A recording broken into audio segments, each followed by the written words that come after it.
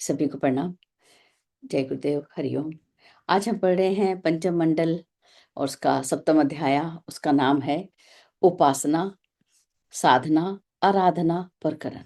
हम सभी जानते हैं उपासना, साधना, आराधना, लेकिन जितनी हमें जो विस्तार है इन तीनों का यहाँ मिलता है वो हमें अन्य जगह मिलता होगा, लेकिन यहाँ बहुत सुंदर विस्तार मिलता है।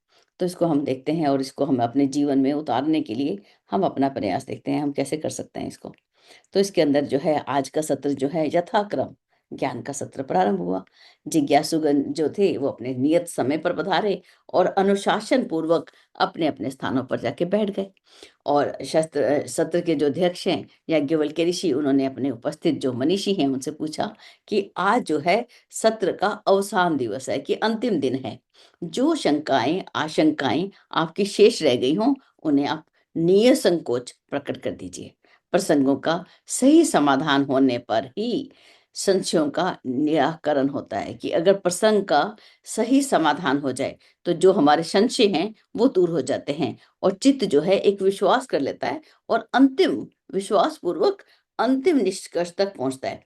ऐसी मन स्थिति में ही कुछ ठोस कदम उठाना, निर्णय को व्यवहार में उतारना संभव होता है। हमने जो निर्णय किया वो हमें व्यवहार में कैसे उतरे। हम कितने संकल्प कर लेते हैं, आज हम ये करेंगे, आज वो करेंगे, लेकिन वो व्यवहार में नहीं आता। हम मीठा बोलेंगे, हम किसी पे क्रोध नहीं करेंगे, लेकिन परिस्थिति बदली, क्रोध भी आ जाता है। तो ये जो है व्यवहार में कैसे उतरे, जो हमने फैसले लिया, ये हमें अब है। तो इसी के लिए जो भी पूछना हो आप हमें निसंकोच पूछिए कि आप क्या पूछना चाहते हैं। तो जो जिज्ञासु हैं उनके अंदर अग्रणी सबसे आगे आगे जो गालव मुनि जैसे पहले से तैयार हों, उन्होंने उठकर खड़े हुए और साथियों में से अधिकांश के मन में उठने वाली जिज्ञासुओं का सार संक्षेप प्रस्तुत करते हुए बोले। अब देखिए कि गालव मुनि ने एक जैसे है प्रतिनिधि के रूप में सबके मन में एक ही जिज्ञासा उठ रही थी, उसी को लेकर साथ में बोलते हैं।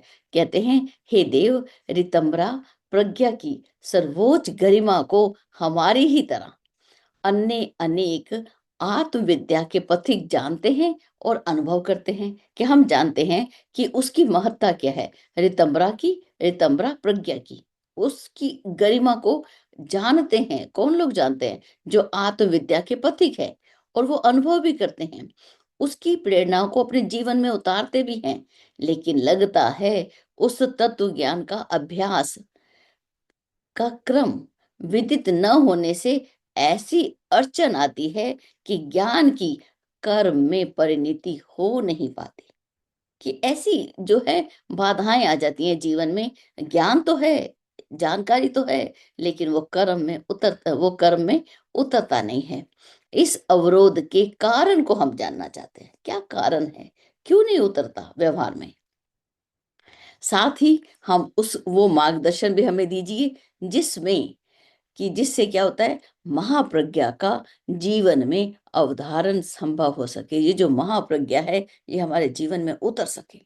अब इस जिज्ञासा को सुनकर याज्ञवल्क्य ऋषि बहुत प्रसन्न हुए और वो बोले, और क्या बोले, कहते हैं ज्ञान को कर्म में परिणत करने में ही उसकी सार्थकता है और इससे संसार स्वर्ग बन सकता है। कि जब तक ज्ञान कर्म में परिणत नहीं हुआ तो हम कैसे समझेंगे कि संसार जो है स्वर्ग बन गया। हम जानते ही नहीं कि कैसे एक पौधा लगाना है, उसको कैसे बड़ा करना है। सबसे पहले हमें किसको धारण करना है? ज्ञान को धारण करना। और आज हम क्या पढ़ रहे हैं? ब्रह्म विद्या। कहते हैं ब्रह्म विद्या का जो तत्व ज्ञान है वो बड़ा अत्यंत पौष्टिक आध्यात्मिक आहार है। उसे पचाने के लिए तपस्वियों जैसी साधना करनी पड़ती है। अब हम घी के लड्डू तो आराम से बना सकते हैं, लेकिन पचाएगा कौन? जो श्रम करेगा। जो सारा दिन कंप्यूटर के ऊपर इस कुर्सी के ऊपर बैठा रहेगा ना, वो घी के लड्डू नहीं पचा सकता। उसके लिए तो पुरुषार्थ करना, पसीना बहाना पड़ेगा, और नहीं तो जिम जाके ही पहलवानी करनी पड़ेगी, कुछ तो करना पड़ेगा। तो जो ब्रह्म विद्या का तत्व ज्ञान है ये भी बड़ा पौष्टिक है और आध्यात्म का एक भोजन है। लेकिन इसको हम पचाएंगे कैसे? इसके लिए हमें तपस्वियों जैसी साधना करनी पड़ेगी, जो एक तपस्वी व्यक्ति करता है। हमें तप को समझना होगा, कैसे तपस्वी व्यक्ति जो है तप करता है। जो जाना गया है, जिस पर विश्वास किया गया है।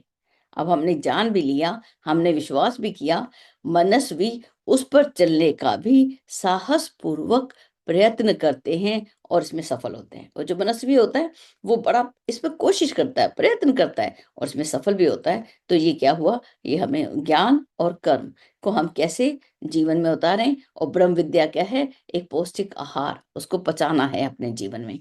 तो इसके आगे चलते हैं। एक सेकंड।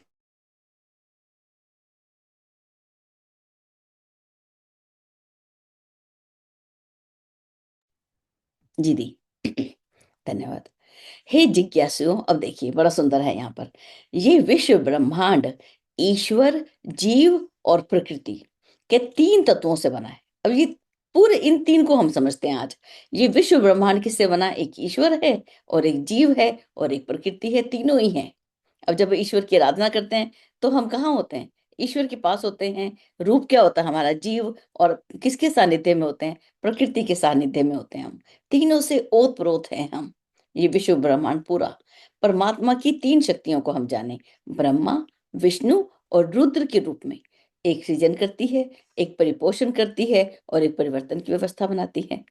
मनुष्य के आवरण कितने हैं, तीन, स्थूल, सूक्ष्म और कारण। अब उपलब्ध करने योग्य हमारे जीवन के लक्ष्य क्या हैं, वो भी तीन हैं, सत, चित, आनंद। इस सृष्टि में दर्शनीय तीन तथ्य हैं, तीन चीजों को हमने देखना है, क्या, सत्यम, शिवम और सुंदरम। तीन लोक हैं, तीन हम बोलते हैं भू भुव स्वः। गति तीन, मन, स्थिति, परिस्थिति भी तीन तीन प्रकार की है। मन रज में, सत में, तम में, अलग अलग से हमारी गतियां भी तीन तरह की, अधोगति, मध्यम गति, उत्तम गति। ठीक है, तीन प्रकार के गुण, कर्म और स्वभाव पाए जाते हैं। इस त्रिधा विधि व्यवस्था को त्रिपदा कहते हैं। ये जो विधि व्यवस्था है, ये त्रिधा, पूरी सृष्टि जो है त्रिधा विधि व्यवस्था के रूप में है। इसको बोलते हैं तीन पैर वाली त्रिपदा। ये त्रिपदा क्या है, यही आद्य शक्ति गायत्री है। इसकी तीन धाराएं हैं। इसकी धाराएं कितनी, तीन, निष्ठा, प्रज्ञा और श्रद्धा। वरिष्ठ किसको बोलते हैं, जिसके अंदर ये तीनों गुण होते हैं। ठीक है, तो ये गायत्री, इसको हम समझें, ये आद्य शक्ति गायत्री है। इसकी तीन धाराएं हैं। इन्हें अपनाने वाले तीन उपलब्धियों को पा लेते हैं। कौन सी तीन उपलब्धियां हमको मिलती हैं, तृप्ति, तुष्टि और शांति। तृप्त हो गए हम, तुष्ट हो गए, शांति मिल गई। जो अमृत स्वरूप है, ये तीनों ही कैसी हैं, अमृत स्वरूप। सदगति, स्वर की संवेदना और जीवन मुक्ति भी यही है। ये है सदगति, जो जीवन के सर्वस्व माने जाते हैं। हे विज्ञ जनों, इस त्रिधा ब्रह्म विद्या को समग्र जीवन में उतारने, व्यक्तित्व का अंग बनाने में ही समुचित लाभ की प्राप्ति है। इन तीनों को ही, इस त्रिधा, जो ब्रह्म विद्या हमने अभी तीन तीन सब कुछ जाना, इसको हमने समझना है और जीवन में उतारना और अपने व्यक्तित्व का अंग बनाना। हमारी एक एक स्वभाव में आ जाए, हमारे गुणों में उतर जाए, हमारे कर्मों में उतर जाए। इस रूप से जब हम समझेंगे तभी हमें समुचित लाभ की प्राप्ति होती है। इस बात को हम बड़ा विस्तार से आगे भी हम समझेंगे। ठीक है, दीदी हैं हमारे साथ तो हमें बताएंगे दीदी आगे। और आगे चलते हैं। हे विज्ञजनों, इसके लिए तीन पुरुषार्थ करने पड़ते हैं। अब पुरुषार्थ भी तीन करने पड़ते हैं। कैसे हम इसको पालेंगे, कैसे व्यवहार में उतार लेंगे, उसके लिए तीन पुरुषार्थ। पहला, ब्रह्म की उपासना, उस ईश्वर की उपासना, उसके पास बैठना। दूसरा, जीवन को साध लेना, अपने जीवन को साधना। और तीसरा है लोक आराधना। तीनों को साथ उसी प्रकार अपनाना पड़ता है जैसे जल, अन्न और वायु की तीन आवश्यकताएं पूर्ण करने पर जीवन का निर्वाह संभव होता है। तीनों को अपनाना पड़ेगा। अगर हम केवल अन्न अन्न खाते रहे और जल नहीं हो, वो तो गले में अटक जाएगा। और वायु नहीं हो तो गति नहीं होगी, वो वहीं खड़ा रहेगा। वायु ही गति देती है। तो अन्न, जल और वायु तीनों की आवश्यकता है। इसी प्रकार से जीवन में उपासना, साधना और आराधना तीनों को साथ लेकर ही चलेंगे, तब हमारा जो है सुंदर होगा। ये हम इसको समझ पाएंगे, उतार पाएंगे। कहते, अब ये उपासना के लिए देखिए कैसे उपासना का विस्तृत रूप हमें यहाँ पे युग ऋषि हमें बता रहे हैं। कहते पर ब्रह्म की उपासना उसकी अधिका अधिक समीपता का प्रयत्न करने से बन पड़ती है। ऐसा है कि पर ब्रह्म की उपासना हम क्या करते हैं, हम उसके समीप हो जाएं, कक्षा में बच्चे बैठे हैं, एक बच्चे सबसे लास्ट में बैठे हुए हैं और एक पहले बेंच पे बैठा हुआ है, तो लाभ ज्यादा किसको मिलेगा? पहले बेंच पे बैठे वाले बच्चे। कहते हैं ना, बच्चे आगे आ जाओ, जो बच्चे नहीं पढ़ने में मन लगा रहे आगे आ जाओ, मतलब कि आगे बैठो आकर। जो उसके समीप होता है उसको लाभ ज्यादा मिलता है। बिल्कुल ऐसे ही यहाँ पर, कैसे समीप हो, कितनी समीपता हो हमारी, आग और ईंधन की तरह एक समर्पण भाव दिखता है। जैसे आग में ईंधन डाला तभी वो आग बन पाता है, ईंधन आग तभी बनता है जब पूरा समर्पण होता है। बिंदु और सिंधु की तरह निकट आया और अंततः द्वैत का परित्याग कर एकत्व अद्वैत अपनाया जाता है। हमने उपनिषदों में पढ़ा कि नदियां जब समुद्र में जाकर मिल जाती हैं तो अपने नाम और रूप सबको जो है उसी के अंदर विलीन कर देती हैं। तो क्या गंगा गंगा रहती है समुद्र में मिलने के बाद? नहीं, वो तो समुद्र बन जाती है।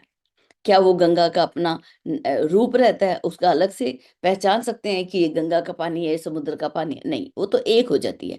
तो बिल्कुल ऐसा ही जब हम द्वैत का अपना सब कुछ त्याग करके एकत्व अद्वैत उस एक में एक हो जाते हैं तो क्या हो जाता है? तो ये जो है निकटता, इसकी कैसे होगा? समर्पण, विसर्जन और शरणागति के रूप में।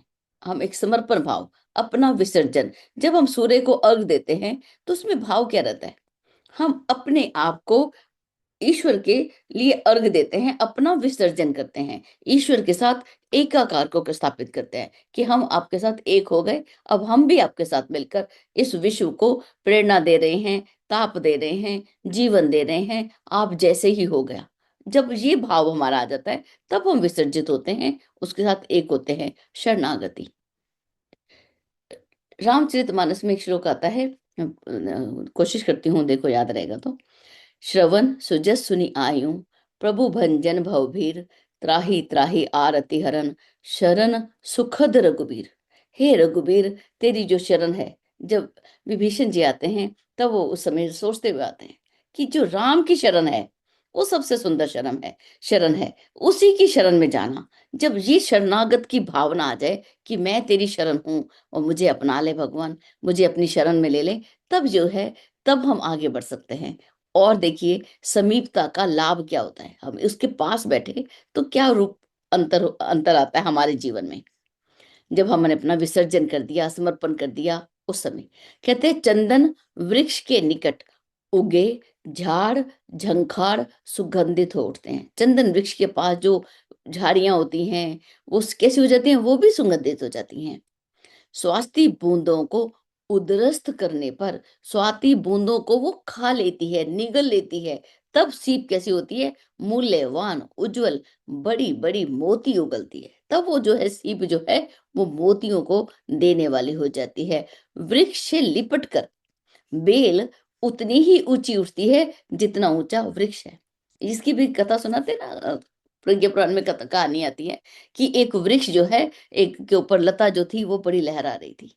तो वो जो लता है, तो उसका स्वरूप देखकर बोलते हैं कि ये बेल ऊंची है या वृक्ष ऊंचा है। अगर हम वृक्ष के साथ एक हो गई तो वो भी इतनी ऊंची उठ जाती है जितना ऊंचा वृक्ष। ऐसे ही शोभायमान होती है, नहीं तो वो केवल जमीन पर ही रहती है। तो उसके साथ ऊंचे उठते हैं जब हम ईश्वर के साथ एकाकार कर लेते हैं। अब जैसे पति और पत्नी की तरह दोनों का स्तर भी एक हो जाता है। अब हमने देखा होगा हिंदी में मोस्टली, इधर नॉर्थ साइड में हम बोलते हैं डॉक्टर की पत्नी ने डिग्री नहीं भी की तब भी हम उसको डॉक्टर नहीं बोल देते हैं। वकील की पत्नी को वकील नहीं बोल देंगे जबकि उसको पता ही नहीं है वकील का काम। तो पति पत्नी की आमदनी एक हो जाती है, एक एक समर्पण भाव होता है तभी। इसलिए उपासना को आत्मिक प्रगति का प्रथम और आधारभूत आवश्यक अवलंबन माना गया है। उपासना जो है पहला पहला स्टेप है, पहली सीढ़ी है जिस पर हमने अपना पैर रखना है, हमने अपना कदम को बढ़ाना है। अब इसकी परिणति किस रूप में होती है? देखिए, ब्रह्म की समीपता से आत्मा में परमात्मा की, जब हम ब्रह्म के पास बैठे तो आत्मा किस में विलीन हो रही है, किस में बदल रही है? परमात्मा में। शूद्र में महान की, शूद्र कैसे होता है? महान में परिणित होता है। ऐसी शुभ परिणित होती है जैसे पारस और लोहे की समीपता से स्वर्ण बनने जैसी स्थिति उपासना करने वाले की बनती है।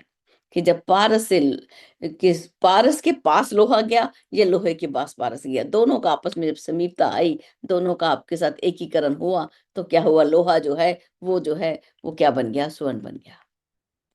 सामीप्य, सारूप्य, सालोक्य, सायुज्य मुक्ति की चरम परिणति यही है। हम ईश्वर की समीपता पाना चाहते हैं, उसी के साथ उसी के रूप में एक हो जाना चाहिए, उसी के लोक को पालना, उसे एकाकार सायुज्य, ये क्या है, एक परिणति है कि हमने ऐसी उपासना की, ऐसा हमने समर्पण किया, ऐसी शरणागति ली, ऐसा विसर्जन किया कि हम तो वही हो गए। यही हमारा, यही उपासना अपनाने का, यही जीवन का लक्ष्य यही है, जो उपासना को अपनाने से होता है। अब हम घंटों बैठे, लेकिन जो है हम उसकी तरह हो नहीं पाए, उसके जैसे नहीं हो पाए। वो हर समय मुस्कुराता है और हम हर समय क्रोध में रहते हैं। वो हर समय निश्चिंत, अनासक्त, किसी से लिप्त नहीं होता, और हम छोटी छोटी चीजों से भी लिप्त हो जाते हैं। हम उसके जैसे बने, उसके गुणों को अपने जीवन में उतारें। ये हमारा जो है, ये हमें क्या दिखेगा कि हमने ईश्वर के साथ एकाकार हमारा हो गया। ठीक है, उसके गुणों को अपने जीवन में उतार ले। और ईश्वर किसको कहते हैं, प्रज्ञापनिषद में हमने पढ़ा है कि सद्गुणों का समुच्चय ही परमात्मा है। तो वो सद्गुणों जो हैं, उनको हम अपनाते जाएं और जीवन में आगे बढ़े। ये हमारा उपासना का लाभ। अभी देखिए उपासना हम किस रूप में करते हैं, श्लोक नंबर 36 के पैराग्राफ में देखते हैं। कहते हैं, मुनिवर, उपासना के अनेका अनेक विधि विधान हैं। दैनिक क्रिया कृत्यों से इसमें सहायता मिलती है। जप, ध्यान, पूजा, अर्चा, लय, योग इत्यादि के अनेका अनेक उपचारों के पीछे समीपता और एक आत्मकता का अभ्यास किया जाता है। अब देखिए, हम बोलेंगे कि हम तो जप नहीं कर रहे, हम ध्यान करते हैं, हम पूजा नहीं करते, हम उसका उसकी समाधि में रहते हैं, या सह समाधि में रहते हैं, खुली नैन से हंस हंस देखूं, सुंदर रूप निहारूं। अलग अलग रूप से व्यक्ति जो है उसकी समीपता का लाभ लेता है। कुछ लोग प्रकृति के सानिध्य में चले जाते हैं, वहीं पर ही ईश्वर की, ये कौन चित्रकार है, इस रूप में ईश्वर की चित्रकारिता को देखकर प्रसन्न होते रहते हैं। ठीक है, तो किसी भी रूप में, वो कहते हैं किसी भी रूप में हमने करना है, कोई भी रूप ले लिए, लेकिन अभ्यास क्या रहेगा, हम उसके पास बैठे हैं, उसके साथ एक होते जा रहे हैं। इन कृत्यों के साथ जितनी गहरी भाव संवेदना होगी, वे उसी अनुपात से अभीष्ट को प्राप्त करने में समर्थ होंगे। जितनी हमारी गहरी भाव होंगे, उसके साथ जुड़े होंगे, कि मुझे अब उसके प्रति हमारी श्रद्धा होगी। हम गुरुदेव के पास बैठे, और अब एक गुरु, एक संसार का जैसा हमारा जीव है, ऐसे अगर एक अध्यापक एक स्थूल शरीर में सामने बैठा है हमारे, तो उसके अंदर गुण भी होंगे, तो कोई ना कोई दोष भी होंगे। एक शिष्य को ये ज्ञान मिल गया, गुरु ने ज्ञान दे दिया कि तुम किसी के अंदर के मन की स्थिति को देख सकोगे। तो वो जब गुरु के अंदर, उसने पहला काम अपने गुरु के अंदर ही देखने लगा, तो उसको कीड़े मकोड़े अंदर चलते हुए नजर आए कि अरे इसके अंदर तो कैसा इनके अंदर का चित्त है, इनके अंदर तो कीड़े मकोड़े घूम रहे हैं। गुरु बोले, मुझे देख लिया? बोले हाँ। बोले अपने अंदर देखो। तो उसने अपने अंदर देखा, तो कितने बड़े बड़े भयानक राक्षस और पिशाच उसके अपने अंदर दिखाई दिए। तो मालूम पड़ा, अरे मेरा गुरु तो कितने अच्छे हैं। जब तक श्रद्धा नहीं होगी, हम उसके साथ एकाकार नहीं हो सकते। अगर जब तक राम के गुण मुझे प्यारे नहीं हैं, मैं राममय नहीं हो सकती। जब तक मुझे सीता का पतिव्रत धर्म जब मुझे प्यारा नहीं है, मैं सीता जैसी नहीं होती। बोलते हैं सीता जैसी बनकर रहना, सीता जैसे बनकर रहना एक त्याग की मूर्ति है। पूरा घर, पूरा बने, सब अपना राजपाट, अपने पिता के ऐश्वर्य को, अपने पति के ऐश्वर्य को, अपने सास ससुर के ऐश्वर्य को छोड़कर वो वनों में राम के साथ ही गई। तो सीता जैसी बनना, त्याग भावना। जब तक सीता के प्रति श्रद्धा नहीं है, तब तक हम सीता जैसे नहीं बन सकते, राम जैसे नहीं बन सकते, कृष्ण जैसे प्रेम नहीं कर सकते। नीति और अनीति से हम अपने धर्म की रक्षा नहीं कर सकते। कैसे करेंगे धर्म की रक्षा, जब तक हमें कृष्ण के हम दोष देख रहे हैं, अरे भगवान ने तो ये किया था इस जन्म में। नहीं, तो जी जो है हमारे अंदर का, विकारों को हटाना होगा। और बाबूजी की एक लाइन हमें जरूर अंडरलाइन करके मोटा मोटा घर में लिख देना चाहिए, विकार में भी ब्रह्म देखो। कितना कठिन, मुझे लगता है यही साधना है। विकार में ब्रह्म को देखो। विकार में ब्रह्म कैसे दिखता है? उसके अंदर तो दोष ही दिखते हैं। तो चलिए आगे देखते हैं। तो जितनी गहरी भाव संवेदना होगी, जितनी हमारी श्रद्धा होगी, उतने ही हम उस ईश्वर को अपने अंदर हम उसके साथ एकाकार कर सकते हैं। आगे बोलते हैं, भाव रहित पूजा कृत्यों की चिन्ह पूजा से तो मात्र नित्य नियम ही किसी प्रकार से था। अभी गए जल्दी जल्दी से, हमने स्नान किया, जो जलाई तुलसी का दिया करा, छोटा सा यज्ञ किया और भाग भाग के आ गए। लेकिन अंदर अगर ये छोटा सा भी भाव है कि हे भगवान, मैं ये छोटा सा दीपक जला रही हूँ, इसमें गऊ के घी का, गाय के दूध से घी बनाया हुआ लगाया है, इससे जो है पूरे विश्व को पोषण मिले, इसमें जो है हमारे आसपास हरियाली ही हरियाली हो, यहाँ पर सभी लोग जो हैं, जिनके पास अन्न हो, वस्त्र हो, आवास हो, यदि हमारी इतना सा भी छोटी 3 मिनट में भी अगर इस भाव के साथ पूजा किया, तो हमारी पूजा जो है वो सार्थक है। और 3 घंटे बैठे रहे और अंदर हो कि राम राम जपना, पराया माल अपना, तो फिर से 3 घंटे लगे रहो, फिर कुछ नहीं होने वाला। निर्मल मन सो मोहि पावा, बिना निर्मल मन के हम उसको नहीं पा सकता। आगे बोलते हैं, समग्र उपासना में भक्त को भगवान की समीपता और एकता का अनुभव अभ्यास करना पड़ता है। जब तक ये अभ्यास हम नहीं करें, अभ्यास हमें करना है, बिना अभ्यास के हम नहीं कर सकते। राम का रोल तो हम कर सकते हैं, उसकी भूमिका तो हम मंच पर जाकर करते हैं, और बिना अभ्यास के किया तो हम रावण को देखकर तो 6 मील दूर भागेंगे कि अरे रावण आ गया, भागो यहाँ से, क्योंकि राम के चरित्र का अभ्यास नहीं है। तो राम के चरित्र का हमें अभ्यास करना होगा उसके जैसा बनने के लिए। तो ये बहुत ही सुंदर है, यहाँ पर लाइन है, अगर श्रद्धा रहित उपासना हो तो ढोल के समान पोल व आडंबर मात्र है, इसे केवल प्रदर्शन कहा जाता है। वो व्यक्ति बड़ा धार्मिक है, रोज सुबह रोज मंदिर जाता है, लेकिन उसके अंदर का कौन जान सकता है? अंदर का तो केवल तोरा मन दर्पण कहलाए, अपने मन को हम ही जानते हैं, मेरा मन कैसा है कोई नहीं जान सकता। दूसरे को हम देखते हैं, साधना को भी हम देख लेते हैं थोड़ा सा। दूसरा चरण है जीवन साधना। दूसरा चरण कौन सा है? जीवन को साधना। असंख्य योनियों में परिभ्रमण करते करते जीव मनुष्य योनि में पहुंचने पर कुसंस्कारों से लदा रहता है। इन्हें प्रयत्न पूर्वक पृथक करना पड़ता है। भूमि से धातुएं कच्चे रूप में ही निकलती हैं, अग्नि संस्कार से उन्हें शुद्ध किया जाता है। ऐसे ही जो प्राकृतिक जीवन है, ये कैसा होता है? पशु तुल्य अनगढ़ होता है। माँ हमेशा बोलती थी, कोई भी पेट से सीख के नहीं आता, गर्भ से सीखकर सब कुछ नहीं आते, यहीं पर आकर अगर रोटी बेलनी है तो बाहर आकर ही अभ्यास करना पड़ता है। पेट के अंदर अभ्यास नहीं होते, जानकारी भले ही हो सकती है, ठीक है। तो ये जानकारी जो है, अभ्यास जो है, ये जीवन जो है हमें कैसा होता है? अनगर होता है। उसमें कभी कभी पिशाचों जैसी दुष्प्रवृत्तियां उभरती रहती हैं। अंदर का जो पिशाच है वो अपने लिए काम करने के लिए आतुर हो उठता है। इस अनगर स्तर को निरस्त करने और उनके स्थान पर सुसंस्कारों को जगाने के लिए जो प्रयत्न पुरुषार्थ करने पड़ते हैं, उन्हें साधना कहते हैं।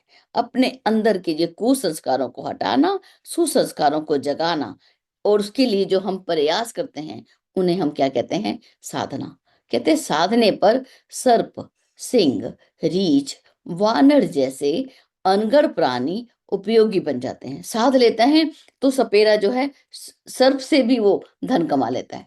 शेर को सर्कस में नचा लेता है सर्कस का व्यक्ति।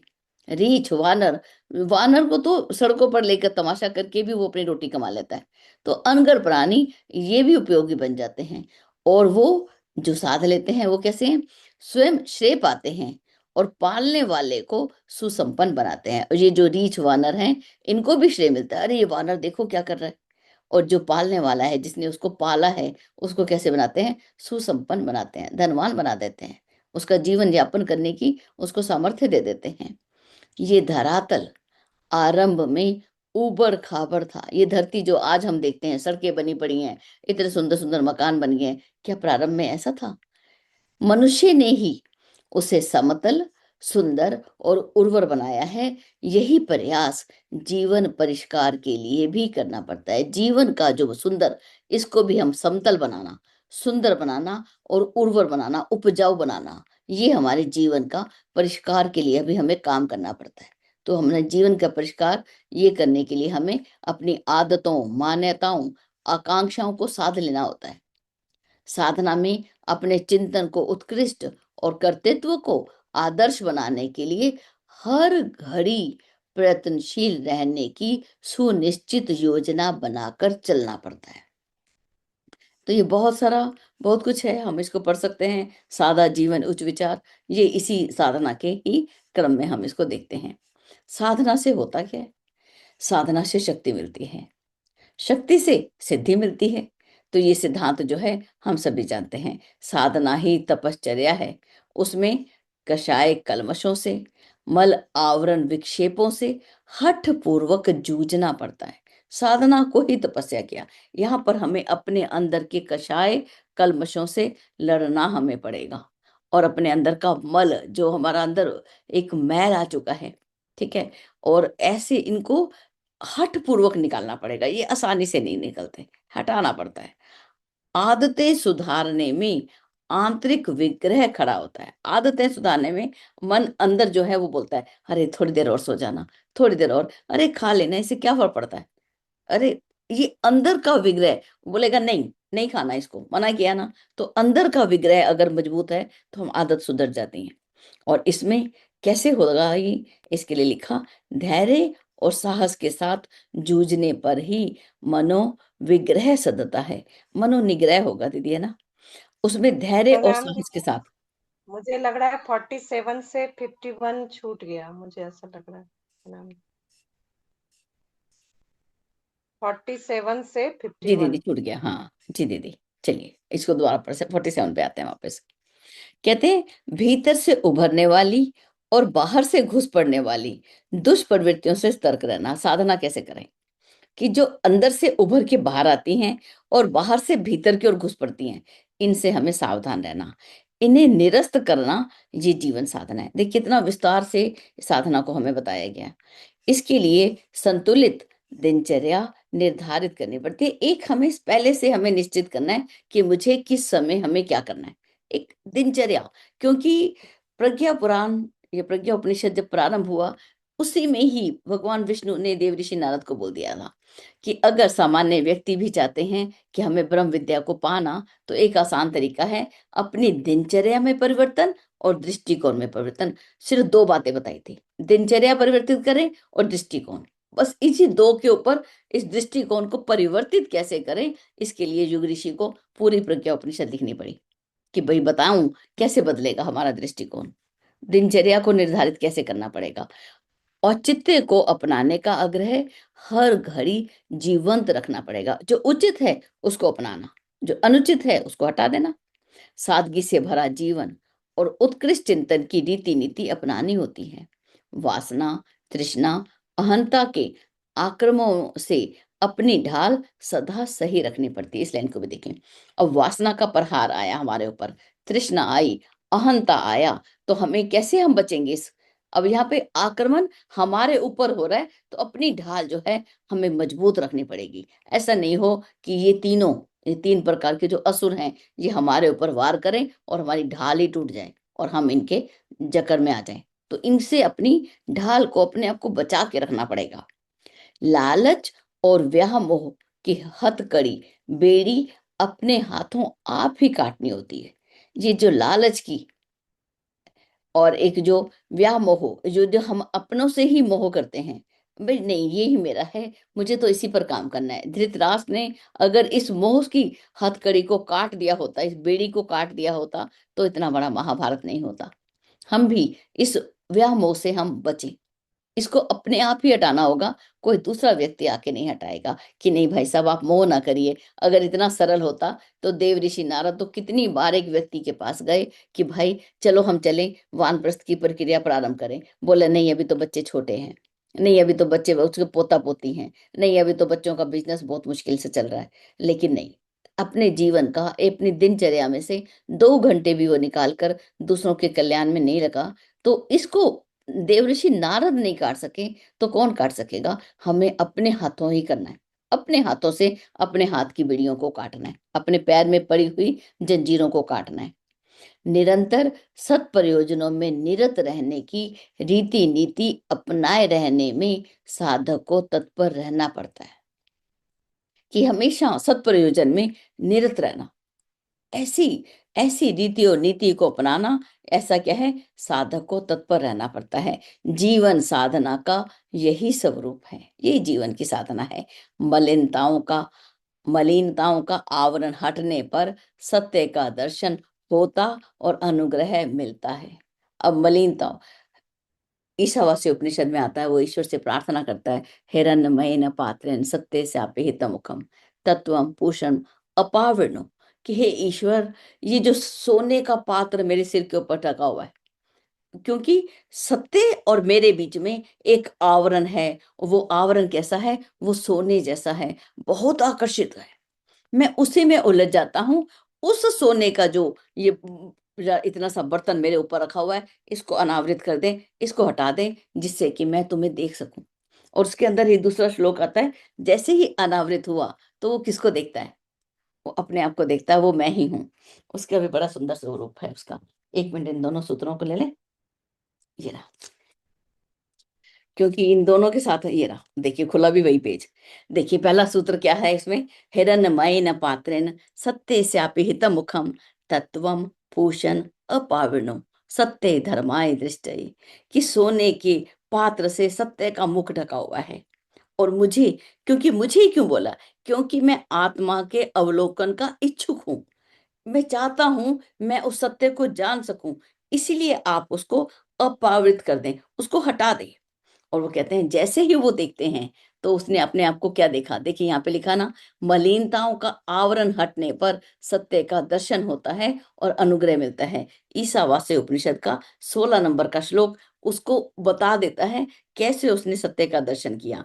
देखिए वो क्या बोलते हैं, पूषणे कर्षे यम सूर्य प्राजापत्य व्यू रश्मिन समूह तेजो यत्ते रूपम कल्याणतमम तत्ते पश्यामि यो सावसो पुरुष सोहम अस्मि।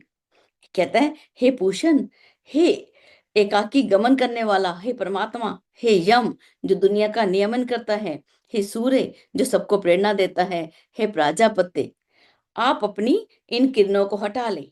आपका जो, और जैसे ही हटी, वो क्या बोलता है, आपका जो अतिशय कल्याणकारी स्वरूप है उसको मैं देख रहा हूं, अर्थात मैं उस सत्य को देख रहा हूं, यह जो पुरुष है वो मैं ही हूं।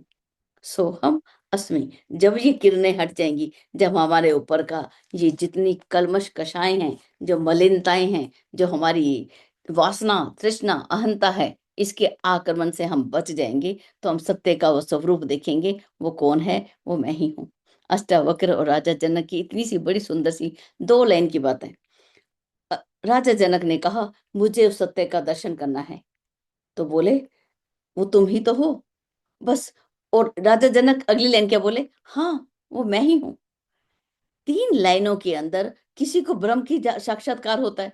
तो लेकिन वो मनोभूमि तैयार थी राजा जनक की। जब मनोभूमि तैयार थी तो वृक्ष को पल्लवित होने में, किसी बीज को अंकुरित होने में कोई समय नहीं लगता।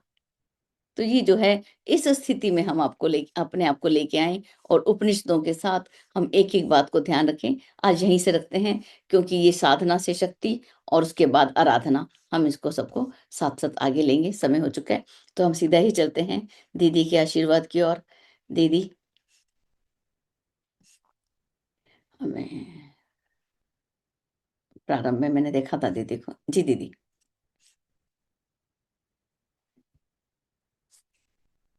जब तक दीदी आते हैं, साधना से हमें क्या मिलती है, शक्ति, और शक्ति से क्या मिलती है, सिद्धि। ये सिद्धांत जो है सर्वविदित है, सब जानते हैं। साधना ही तपश्चर्या है। तपस्या किसे बोलते हैं, अपने आप को साधना। किस, अब तपस्या में क्या जलाएंगे, तपाया, अंगीठी जला दी, अग्नि जला दी, उसमें क्या तपाया, उसमें अपने कषाय कलमश जला दिए, उसमें अपने मल आवरण विक्षेपों से हठ पूर्वक जूझना पड़ता है, उसके अंदर उसको जला दीजिए, स्वाहा कर दीजिए उसको। आदतें सुधारने में अपने अंदर लड़ना पड़ता है, उसमें हमें क्या चाहिए होता है, धैर्य और साहस के साथ हमें जूझने पर हमारा मनोनिग्रह सदता है, मनोविग्रह सदता है। यही आत्म विजय है, ये हमारी अंदर की विजय है। जो अपने आप को जीतता है वही उसकी विजय दुदुम्बी चारों दशों दिशाओं में बजती है। जिसने अपने आप को जीत लिया, वो उसकी विजय जो है, पताका जो है, हर तरफ लहराती है। वह विश्व विजयी कहता है। जीवन साधना से ही सामान्य स्तर के मनुष्य महामानव, ऋषि, देवता और अवतारी बनते हैं। जीवन कैसा है? कल्प वृक्ष। आत्मदेव सबसे बड़े देव हैं। उसकी साधना, तपश्चर्या करने वाले नगद धर्म की तरह विभूतियां पाते और संपदाओं के अधिकारी बनते हैं। जिसने इस ईश्वर प्रदत्त अनुपम धरोहर का ऐसे ही अपव्यय किया, कुमार्ग में लगाया, उसे अपने पैरों पर कुल्हाड़ी मारने वाले की तरह अभागा ही कहा जाएगा। और जिसने ये आत्म देवता को नहीं समझा, इसको, इसके ऊपर हमने काम नहीं किया, अपने ऊपर हमने अगर काम नहीं किया, तो कैसा होगा कि जो ऐसा मूर्ख व्यक्ति जो अपने पैर पर स्वयं कुल्हाड़ी मार रहा है, अपने पाँव को स्वयं काट रहा है, कोई दूसरा नहीं काटता। चलिए मैं अपनी वाणी को यही विराम देती हूँ। दीदी मुझे दिखे, अभी दिखेंगे, ढूंढते हैं दीदी को। जी दीदी, हरिओम। हरिओम। प्रणाम सभी को। दीदी प्रणाम। जय गुरुदेव। दीदी बहुत सुंदर उपासना, साधना, आराधना की महत्ता को कौन नहीं जानता है। यहाँ हम सभी उपस्थित हैं, सभी समझते हैं, जानते हैं। जिस दिन गुरु के शरण में हम लोगों ने अपने आप को सौंपा, उसी दिन से यह प्रक्रिया चल पड़ी। तो यहाँ सभी दीदी हमारी ज्ञानवान समझदार बैठी हुई हैं। तो आज का जो शीर्षक है बहुत सुंदर है, सप्तमो अध्याय का उपासना, साधना, आराधना प्रकरण।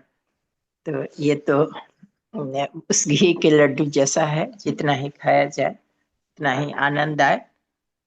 तो ये जिज्ञासुगण सभी नियत समय पर आ गए, अनुशासन पूर्वक अपना बैठे, अपना अपना स्थान लिए। अध्यक्ष महोदय जो थे याज्ञवल्क्य ऋषि, उनकी भी उपस्थिति हुई। तो उन्होंने पूछा कि हे विद्वान जन, आज आप लोगों का क्या प्रश्न बन रहा है? अभी तक तो आप लोगों का इतने उत्कृष्ट स्तर का प्रश्न रहा है कि हमें बताने में भी बहुत ही आनंद आया। तो आज आप लोगों ने क्या रखा हुआ है? तो बहुत सोच समझकर जो उन लोगों में बड़े थे, अग्रणी थे, गाल और मुनि, वे उठकर खड़े हुए और कहे कि सार संक्षेप हम बताते हैं आपको, जो सबके मन में ये बात आ रही है। हे देव, ऋतंभरा प्रज्ञा की सर्वोच्च गरिमा को हमारी ही तरह अन्य अनेक आत्मविद्या के पथिक जानते हैं, अनुभव भी करते हैं। उसकी प्रेरणाओं को जीवन में उतारते नहीं बन पड़ता है। यह कार्य कैसे हो? तो हम सब भी, कितना सुंदर गुरुदेव ने यह प्रज्ञा उपनिषद लिखा है। हम सब जैसे जिज्ञासुओं को, शिष्यों को अपने समक्ष करते हुए और उनके मन में उठने वाली बातें को वो रखते हैं इन शिष्यों के माध्यम से। तो हम लोग सभी जानते हैं, सभी आत्मविद्या के पथिक हैं, उसी मार्ग पर चलना चाहते हैं, अनुभव भी करते हैं, लेकिन जीवन में उतर नहीं पाता है। तो तत्व ज्ञान का अभ्यास क्रम विदित नहीं हो सकता है इसी कारण से ऐसी अड़चन आती हो। हमें तत्व ज्ञान नहीं है, हम उस ब्रह्म विद्या को समझ नहीं पाते हैं सही रूप में। तो इस अवरोध के कारण हम सब जानना चाहते हैं कि उसका कैसे ये अवरोध दूर हो, हमारा मार्गदर्शन कीजिए। हे महाप्राज्ञ का जीवन में अवधारणा संभव हो सके, ऐसा हमें ज्ञान दीजिए। बहुत प्रसन्न हुए याज्ञवल्क्य जी, बोले कि आप लोगों का बहुत ही उत्तम श्रेष्ठ प्रश्न है, इसे मैं बताऊंगा। ज्ञान को कर्म में परिणत करने में ही उसकी सार्थकता है। यह क्यों नहीं हो पाता है? ज्ञान तो हम लोग प्रतिदिन पढ़ भी लेते हैं, जान भी लेते हैं, लेकिन क्रियाकलापों में उतार नहीं पाते हैं, क्योंकि उतारने के बाद ही उसकी उस ज्ञान की सार्थकता है। पोथी पढ़ी पढ़ी जग मुआ, पंडित भयानक कोय। इतना बड़े विद्वान लोग, ज्ञानी लोग हुए, लेकिन वो प्रवचन करने तक ही रह गए, उनके जीवन में नहीं उतर सका। इसी कारण वो अपने लक्ष्य तक नहीं पहुंच सके। संसार स्वर्ग बन सकता है। गुरुदेव की भविष्यवाणी है कि संसार को स्वर्ग बनाना है, हमें आपको स्वर्ग नहीं भेजना है। स्वर्ग को ही इस धरा पर अवतरित करना है। जब उस ज्ञान की परिणति कर्म में होने लगेगी तो यह धरती स्वर्ग बन जाएगा। ब्रह्म विद्या का तत्व ज्ञान अत्यंत पौष्टिक आध्यात्मिक आहार है। तो ये ब्रह्म विद्या को आहार बताया गया। उसे पचाने के लिए तपस्वियों जैसी साधना करनी पड़ेगी। जो जान गया, जिस पर विश्वास किया गया, मनस्वी उस पर चलने का भी साहस पूर्वक प्रयत्न करते रहें तो इसमें सफल होते चले जाएंगे। तत्वज्ञानियों ने ज्ञान की उपमा सूर्य से दी है। अब तत्वज्ञानी कौन है? जो जानकर इसको अपने जीवन में उतार लिया, अपने क्रियाकलापों में अवतरित कर लिया उसको। और ज्ञान से जब उसकी उपमा दी गई है, सूर्य से उसकी उपमा दी गई है, उस ज्ञान को पीछे भी हम लोगों ने पढ़ा है। तो यह स्थिति तब बन पड़ती है जब वह आचरण में उतरे, अर्थात ज्ञानवान विवेकवान में न केवल आत्मबोध का उदय हो, वरना उसके साथ उसकी प्रखरता और ऊर्जा भी उत्पन्न हो, जिसके सहारे वह स्वयं का तो आत्म कल्याण कर ले, और जो अज्ञानता के दलदल में भटक रहे हो, फंस गए हो, उन्हें भी वह प्रकाश देने में सक्षम हो सके। यह बहुत महत्वपूर्ण बात है। यह ज्ञान हासिल भी कर ले, स्वयं तो अपना कल्याण करे ही करे, और दूसरे को भी जो इस दलदल में भटके हुए हैं, भटक रहे हैं, उनको भी उन दलदल से निकालकर ब्रह्म विद्या का तत्व दर्शन करा सके। ऐसे ही ज्ञानवान होने चाहिए। ऐसे ज्ञानवान के दो लक्षण बताए गए हैं। एक तो आत्मवत सर्वभूत, और दूसरा विश्व बंधुत्व की अनुभूति करे। जब आत्मवत सर्वभूतेषु हो जाएगा, हर जीवात्मा अपनी आत्मा ही समझने लगेगा। जैसे ये एक नाथ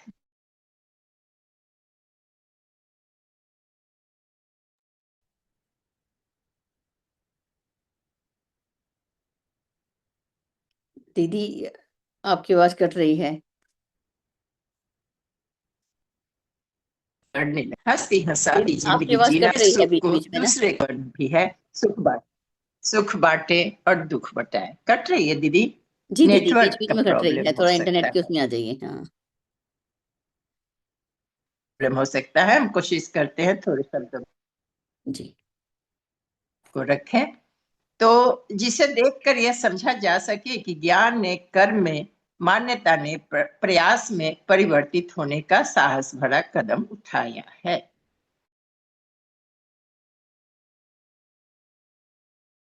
स्वर्ग बनने में और परिलक्षित होती दिखाई। ब्रह्म ज्ञान इसी का नाम है, ज्ञान इसी का नाम है। ज्ञानी तो बहुत है, पर व्यवहार में, आचरण में वह ज्ञान तब उतरता है जब आत्मवत सर्वभूत भावना उसमें प्रकट रूप में होने लगती है।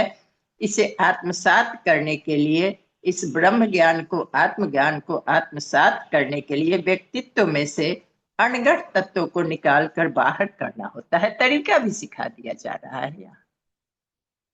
अपनी अंदर की कमजोरियों को, कमियों को निरीक्षण करके फिर उसे बाहर बारी बारी से निकालना होता है, और उसके स्थान पर प्रकाश को प्रतिस्थापित करना होता है। अभी तक जो ये बातें चल रही हैं, उस उपासना, साधना और आराधना क्या है, इसके विषय में थोड़ी चर्चा की जा रही है। तो हम आगे बढ़ते हैं। कहा जा रहा है कि हे जिज्ञासुओं, यह विश्व ब्रह्मांड इन 30 चीज तत्वों से ओतप्रोत है। हम लोग के अंदर भी यही 3 तत्व है। क्या तत्व है? ईश्वर तत्व है, जीव तत्व है, और प्रकृति है। ये 3 तत्वों से ओतप्रोत हम स्वयं हैं, और यह संसार, सृष्टि, संपूर्ण जगत, यह भी आप सभी जानते हैं।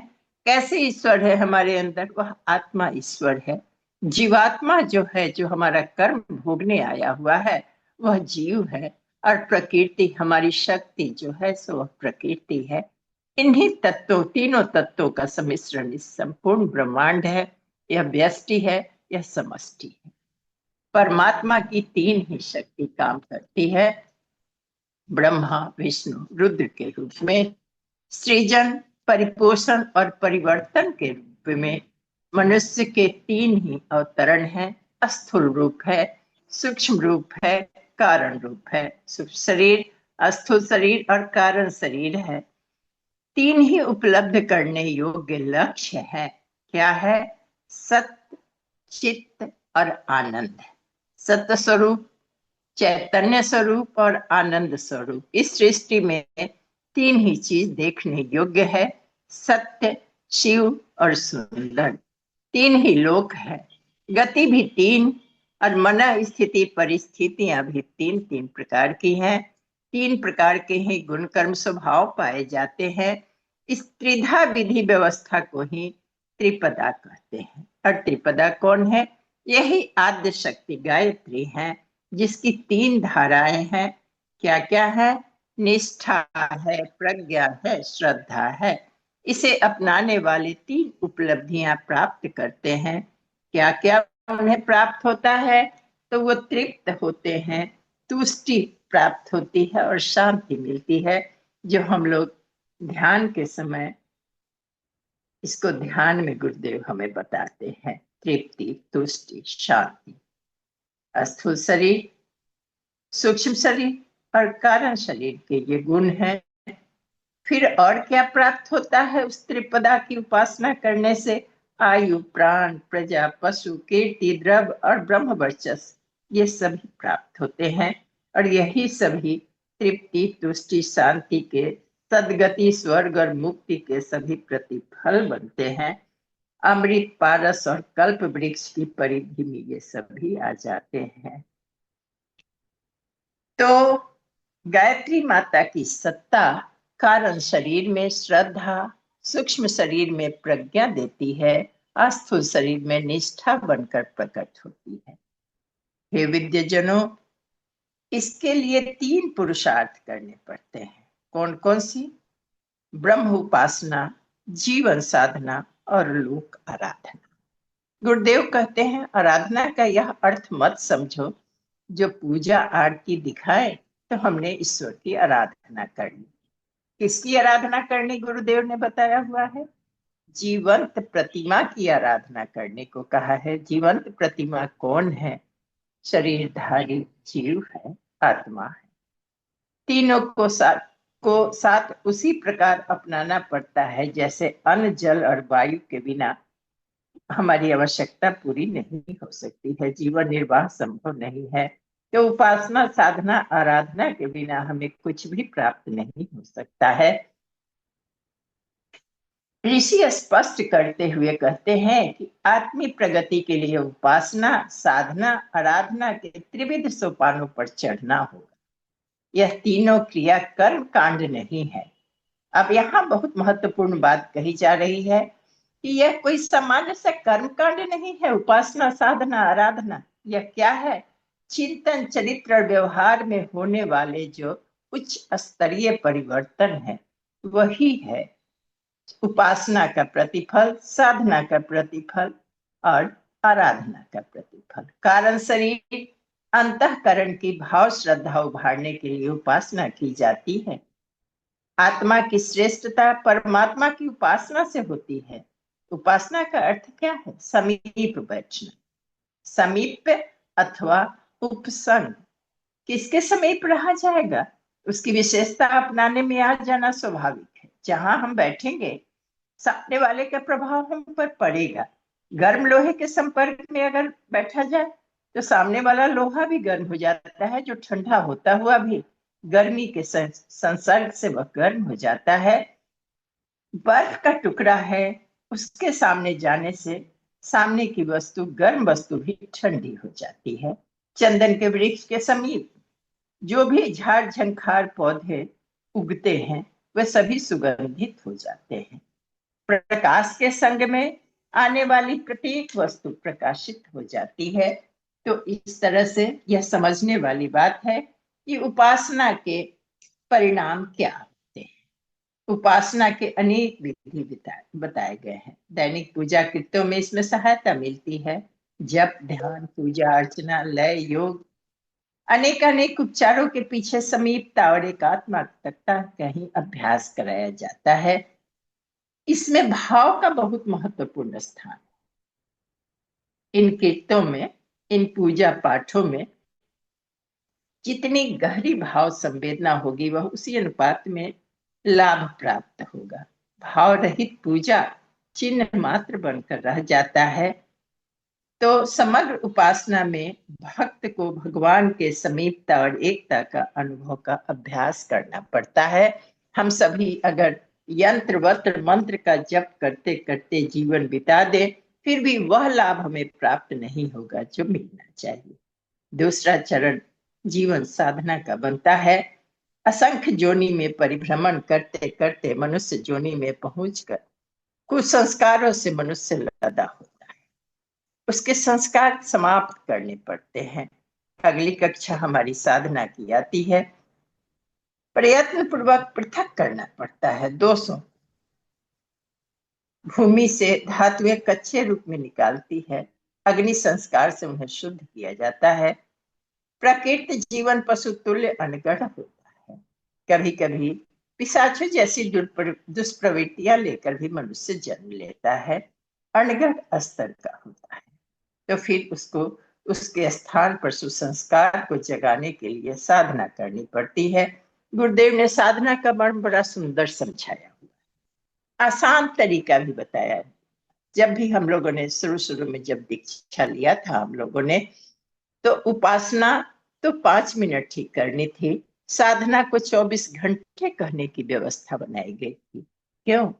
साधना पौराणिक मान्यता है कि 84 लाख योनियों में चक्कर में कोल्हू के बैल की तरह घूमता घूमता मनुष्य अपने कर्म फल उन तुच्छ प्राणियों के शरीर में रहकर प्राप्त करता है। निकृष्ट योनियों में मात्र पेट और प्रजनन, यही 2 लक्ष्य होते हैं, और उसकी पूर्ति निम्न स्तरीय प्राणियों के जीवन संपदा निमग्न रहते हुए वे अपने को शरीर ही मानते हैं और उसी के परिधि में सोचते हैं, उसी की सुविधा के लिए विभिन्न कर्म करते हैं। और लाखों योनियों में भ्रमण करते समय जो भी चिंतन और कर्म अभ्यास में आते हैं, मनुष्य जोनि के बाद भी वही मन स्थिति छाई है। देखने में तो मनुष्य, पर करनी में वह पार्श्विक पैशाचिक कुसंस्कारों से ओतप्रोत होता है। इसलिए साधना की आवश्यकता पड़ती है। गुरुदेव ने एक स्लोगन दिया है। माता जी हमेशा कहती थी कि मनुष्य जन्म तो सहज हो जाता है, पर मनुष्यता प्राप्त करने के लिए जन्मों जन्मों लग जाते, कई जन्म लग जाते हैं।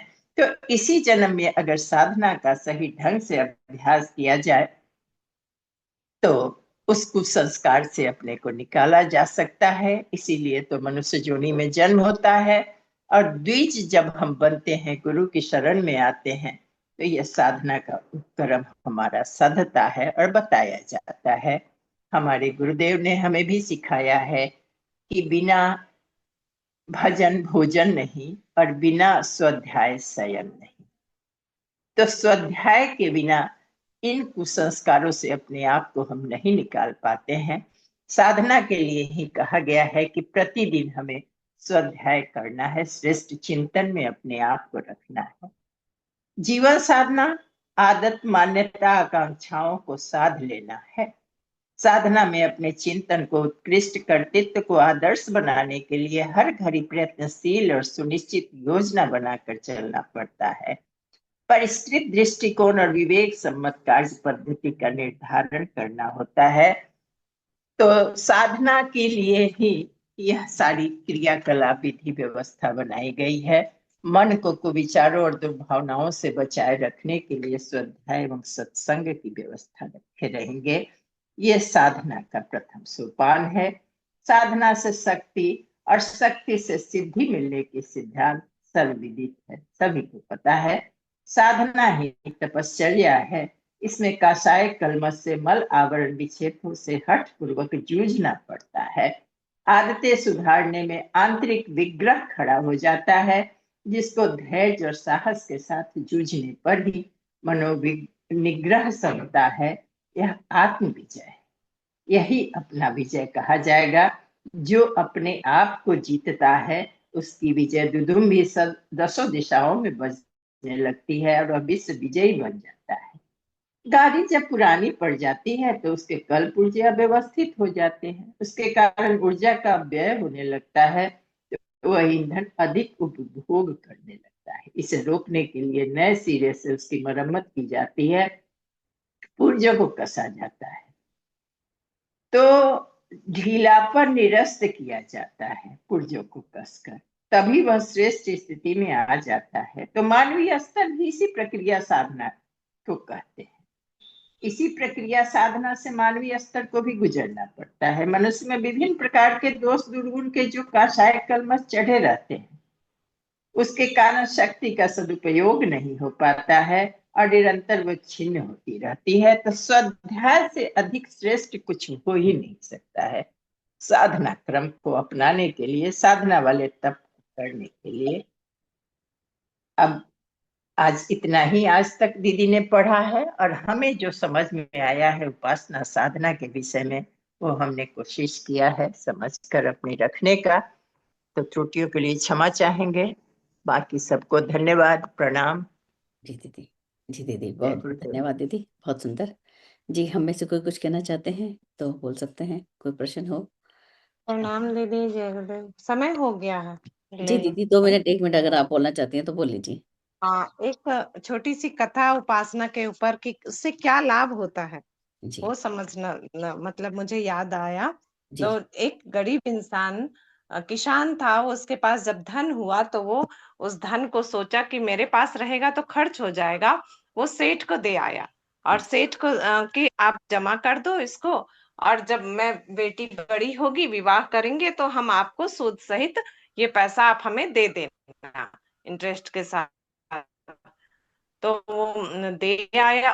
उसके बाद वो जब गया, बेटी की शादी भी हुई, साल बीतने के बाद तो विवाह के लिए, तो वो मना कर दिया, बिल्कुल इनकार कर दिया। सेठ ने कहा कि मेरे पास कोई पैसा तुमने नहीं दिया। अब वो बहुत दुखी हुआ, राजा के पास गया। राजा ने कहा ठीक है ऐसा करो, कल उस रास्ते को खबर मिल गई कि इधर से राजा की सवारी आ रही है। वो सेठ भी आ रहा था, देख रहा था रास्ते में। तो वो किसान भी आया। तो किसान जैसे ही रथ पास आया, किसान को राजा ने अपने पास बिठा लिया। थोड़े देर उसी तरह आगे बढ़े और वो सेठ ने देख लिया, अरे ये तो राजा का कोई आदमी है, बड़ा आदमी है, तो राजा का समीप वाला आदमी है, जान मतलब जान पहचान वाला है। तो बस थोड़ी दूर आगे बढ़ा, सेठ चला गया, वो उसने किसान को उतार दिया। बस इतना ही भर से सेठ दौड़ा दौड़ा आया और वो उसके पूरे धन दे दिया, डर से कि अरे ये तो जाके मतलब ये तो राजा का आदमी है, हमको कुछ भी कर सकता है, डर से। तो ये मतलब बड़े के राजा के संपर्क में आने से, उपासना करने से, ईश्वर के पास बैठने से इतना लाभ मिलता है। ये कहानी के माध्यम से मैं बहुत बचपन में सुनी थी शांति कुंज में। दीदी प्रणाम, जी धन्यवाद। प्रणाम। जी जी, प्रज्ञा पुराण में ये कथा आती है। जी दीदी, तो चलिए, बहुत सुंदर, अति सुंदर। और आप सभी का बहुत बहुत धन्यवाद। जो अशुद्धि पढ़ने में हो जाए। जी, और कल हम इसको पूरा करेंगे और जयंती दीदी को भी सुनेंगे कल। जी दीदी प्रणाम, सभी को प्रणाम, जय गुरुदेव। तो मीटिंग एंड करते हैं।